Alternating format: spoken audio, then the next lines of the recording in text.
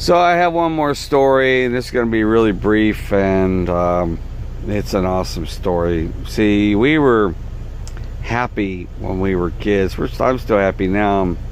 I think most of the family is, but when we were kids, we were poor. We didn't really know it. I'd have to say the best time of my life was in Valdosta.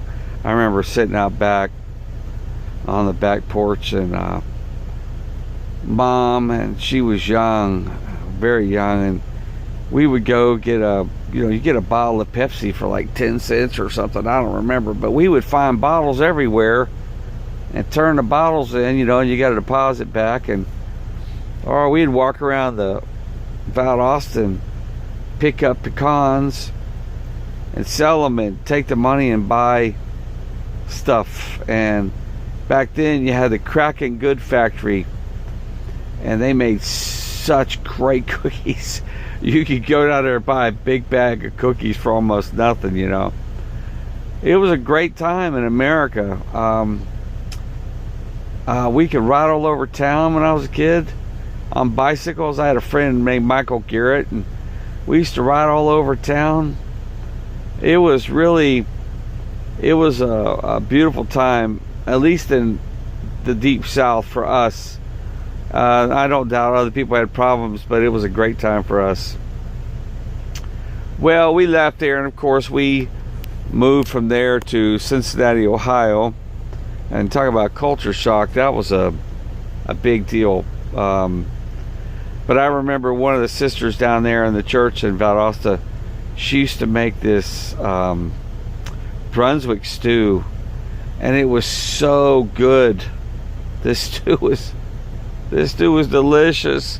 I never tasted anything like it, and I've never tasted anything like it since she made it. I can't find that flavor. It's kind of like the first time I ever had a taco in Tijuana, and then when I found it again, I knew I had finally found a taco that I liked.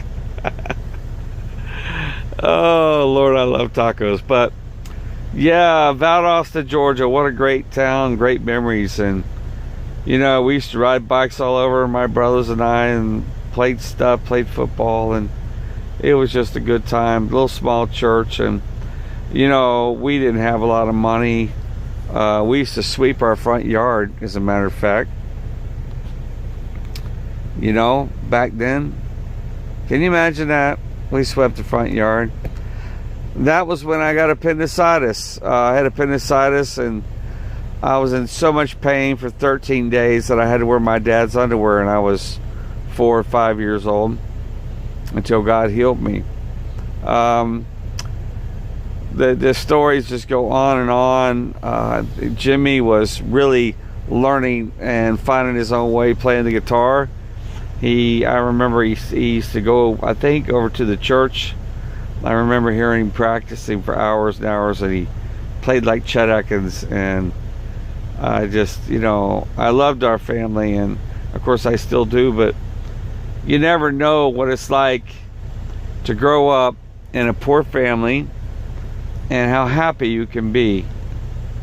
I will tell you a funny story though. So Mom and Dad, one year we had Christmas, and I got a nice bicycle, and the boys got like little army men and they got like little stickers you put on your ceiling that look like the stars in the sky. But this is like my brother Alan told me today. He said, look, he said, you were special because Lisa, my sister Lisa, which I never met, she had died, and then I was born next. So obviously I would be special to Dad. Dad took me on trips, but I didn't really see myself that way with him. I never did. I just thought we were all loved by Mom and Dad the same. But I do that with my kids. Every one of them have different attributes, which makes them unique and makes them special to me. And then of course some do things which bother you, but everybody does. I'm sure I do things which irritate them. My family tells me how weird I am all the time. We have a brother in church, this way he said to me, he says, you're weird like me, so But anyway, you can tell I'm getting tired, but just some really neat things happened in Valdosta.